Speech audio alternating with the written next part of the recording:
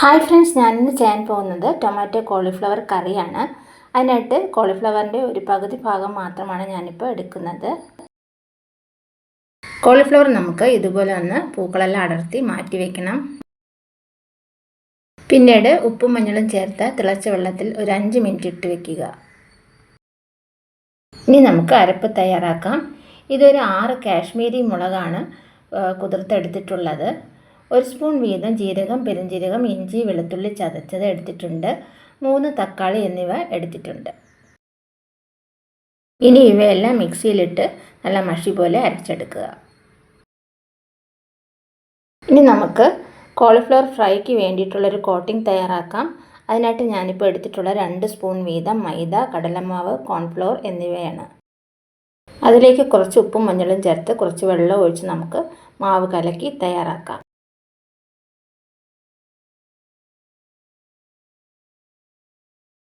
തയ്യാറാക്കിയ മാവിലേക്ക് കോളിഫ്ലവർ ഇട്ട് കൊടുക്കുക. അതിനുശേഷം നമുക്ക് മാവെല്ലാം അതിലേക്ക് നല്ലതുപോലെ പിടിപ്പിക്കണം. അതിനുശേഷം കോളിഫ്ലവർ എല്ലാം എണ്ണയിലിട്ട് തിരിച്ചും മറിച്ചും വറുത്ത് കോരി മാറ്റി വയ്ക്കാം.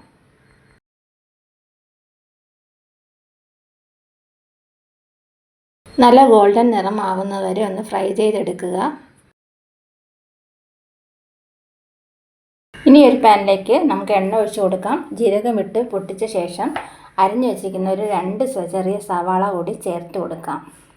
അതിനുശേഷം ഇതൊന്ന് വഴറ്റിയെടുക്കണം. കുറച്ച് ഉപ്പ് കൂടി ചേർത്ത് നല്ലതുപോലെ ഒന്ന് വഴറ്റിയെടുക്കുക. സവാളയുടെ നിറമെല്ലാം മാറി വരുമ്പോൾ നമ്മൾ തയ്യാറാക്കി വെച്ചിരിക്കുന്ന അരപ്പ് ചേർത്ത് കൊടുക്കാം.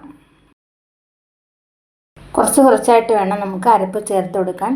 നമുക്ക് എത്ര എരിവ് ആവശ്യമുണ്ട് അതനുസരിച്ച് അരപ്പ് ചേർത്ത് കൊടുക്കാവുന്നതാണ്. അതിനുശേഷം നമുക്ക് വീണ്ടും അരപ്പും സവാളയൊക്കെ ഒന്ന് വഴറ്റിയെടുക്കണം. കുറച്ച് വെള്ളം ഒഴിച്ചു കൊടുക്കാം. അരപ്പ് വെള്ളം കൂടി ചേർത്ത് കൊടുക്കുന്നുണ്ട് ഇതിൽ.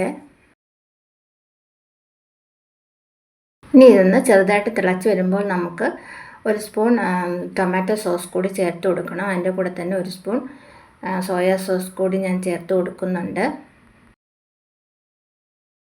ഇനി ഞാൻ ചേർത്ത് കൊടുക്കുന്നത് ഒരു ചെറിയ സ്പൂൺ മല്ലിപ്പൊടിയും അതേ അളവിൽ തന്നെ ഗരം മസാല പൊടിയുമാണ്. അതിനുശേഷം എല്ലാം കൂടി വീണ്ടും നമുക്ക് മിക്സ് ചെയ്തെടുക്കാം. കറിക്ക് തിക്നെസ് കിട്ടാൻ വേണ്ടിയിട്ട് 1 സ്പൂൺ കടലമാവ് വെള്ളത്തിൽ കലക്കിയത് കൂടി ചേർത്ത് കൊടുക്കുന്നുണ്ട്. അപ്പോൾ കറിക്ക് കുറച്ച് കട്ടിയായിട്ട് കിട്ടുന്നതാണ്. ഇനി നമുക്ക് വറുത്ത് വെച്ചിരിക്കുന്ന കോളിഫ്ലവറൊക്കെ ചേർത്ത് കൊടുക്കാം. അതിനുശേഷം വീണ്ടും നല്ലതുപോലെ ഇളക്കി യോജിപ്പിക്കുക. ഇനി നമുക്ക് കുറച്ച് മല്ലിയില അരിഞ്ഞത് കൂടി ചേർത്ത് കൊടുക്കാം. സ്റ്റൗ ഓഫ് ചെയ്ത് ഇറക്കാവുന്നതാണ്.